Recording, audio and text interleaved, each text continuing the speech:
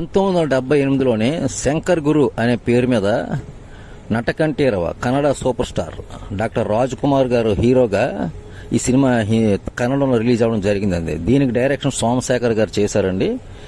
Super hit అయిందండి. ఇదే cinema same అదే 1978లోనే సత్యచిత్ర కంబైన్స్ బ్యానర్ మీద సూపర్ స్టార్ నటశేఖర్ కృష్ణ గారు హీరోగా కుమార్ రాజాగా మన తెలుగులో రిలీజ్ అవ్వడం జరిగిందండి. సూపర్ హిట్ అయిందండి, తిరిగిలేదండి. ఇదే సినిమా హిందీలో 1983లోనే Satya Chitra combines international బ్యానర్లోని yes Ramanathan గారి డైరెక్షన్లో మహాన్ అనే పేరు మీద all India super star Amitabh Bachchan గారు హీరోగా రిలీజ్ అయ్యిందండి ఈ సినిమా. కానీ యావరేజ్గా ఆడిందండి. కానీ ఆడియో పరంగా మాత్రం హిందీలో సూపర్లా ఉండడం, చాలా ఆర్డి బర్మన్ గారు చాలా క్వాలిటీ సంగీతాన్ని అందించడం జరిగిందండి. అలాగే హీరోయిన్స్ కూడా చాలా రిచ్ హీరోయిన్స్, వాహిదా రెహమాన్ గారు, అలాగే జీనత్ అమన్, పర్వీన్ బాబీ నటించడం జరిగిందండి. సాంగ్స్ కూడా హిందీలో, తెలుగు కన్నడం మీద హిందీలో సాంగ్స్ కూడా చాలా బాగుంటాయండి.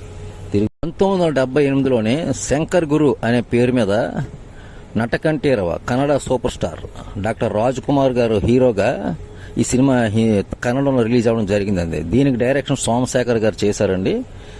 సూపర్ హిట్ అయిందండి. ఇదే సినిమా సేమ్ అదే 1978లోనే సత్యచిత్ర కంబైన్స్ బ్యానర్ మీద